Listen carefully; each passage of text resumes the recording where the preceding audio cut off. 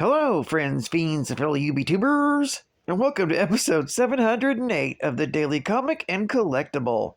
Today, the collectible of the day is the Jada Toys, Marvel Comics, Diecast Hollywood Rides, Proto-Suit Spider-Man, and 1941 custom-made Ford pickup, licensed box set.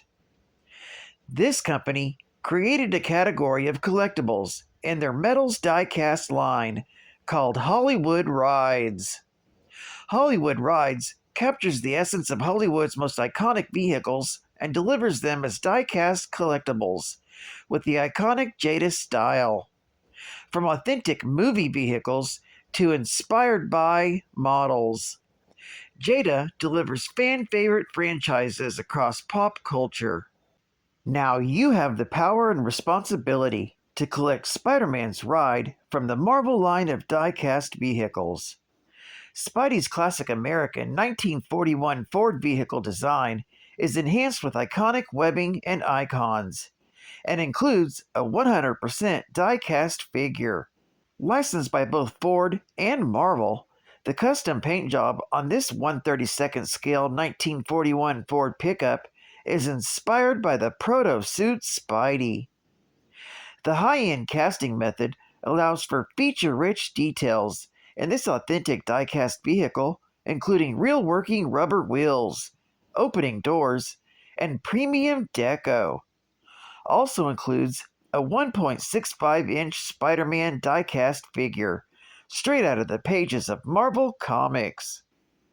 This die-cast set comes with a full window display box and was released in 2024 with an individual serial number by Jada Toys.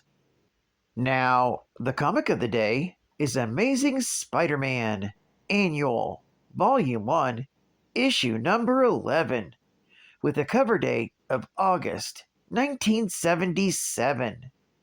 This issue contains 2 stories written by Bill Mantlo and Scott Edelman, with art by Don Perlin and John Romita Jr., and cover by Gil Kane. Today's stories are titled Spawn of the Spider and Chaos at the Coffee Bean. Spawn of the Spider opens with Spider-Man web-slinging through the city when he happens upon a Grey Power protest, which his Aunt May is participating in. When she's suddenly arrested, Spidey briefly considers rescuing Aunt May, but decides to do everything legally.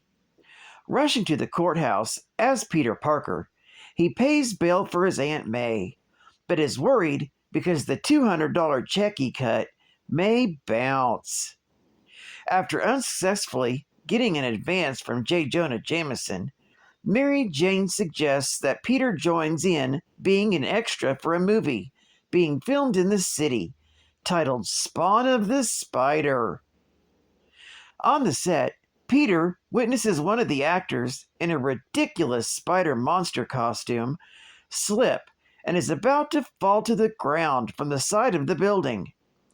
Peter slips away quickly and changes into Spider-Man and comes to the rescue. The director immediately fires the special effects man, Klimmer, and offers Spider-Man to take on the lead.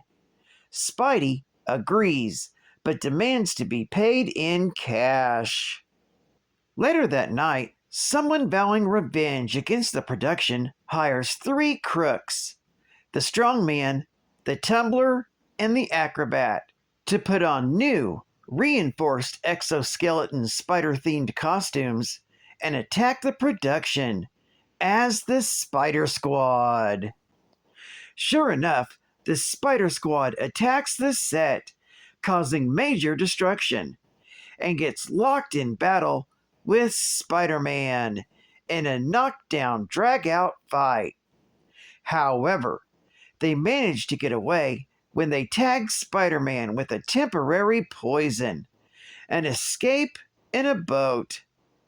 Spider-Man quickly recovers from the venom and goes after them, delaying the production by another day.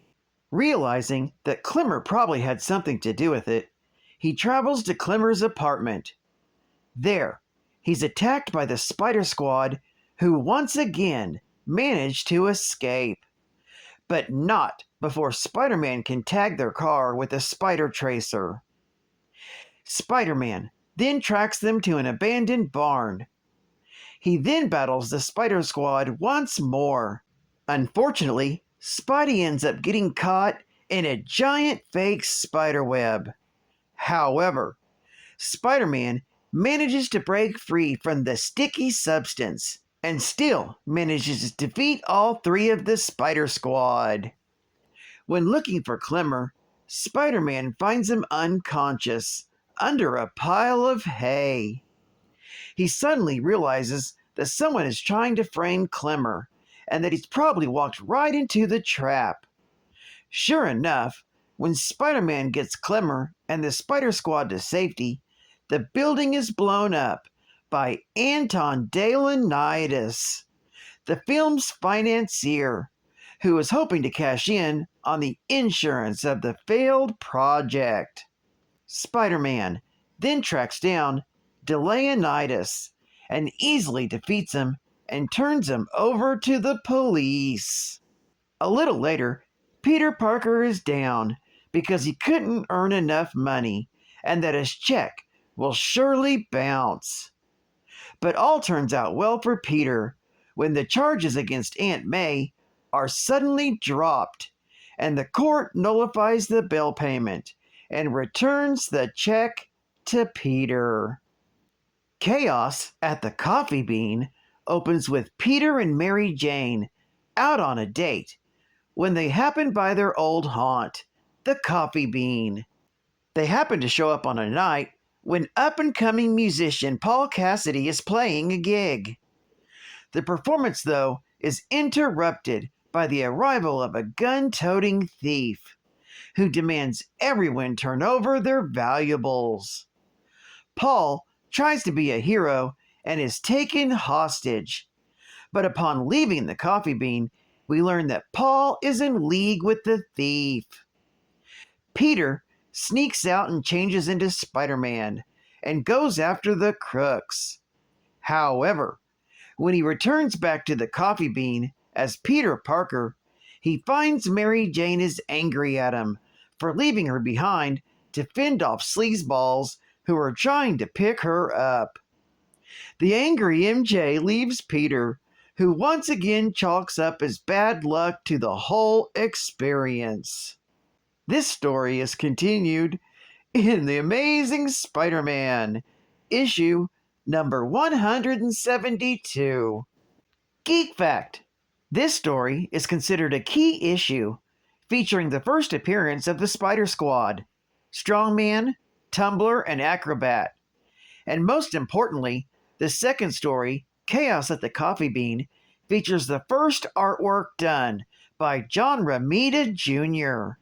Bonus Geek Fact: seeing the actor wearing a multi-armed spider costume reminds Peter of when he was afflicted with the same issue.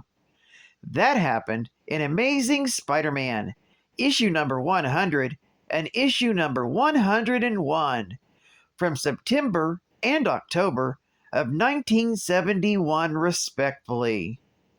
Advertising Ad Fact. I know why Ken likes to shoot Daisy BB guns with me. He's a better shot than I am.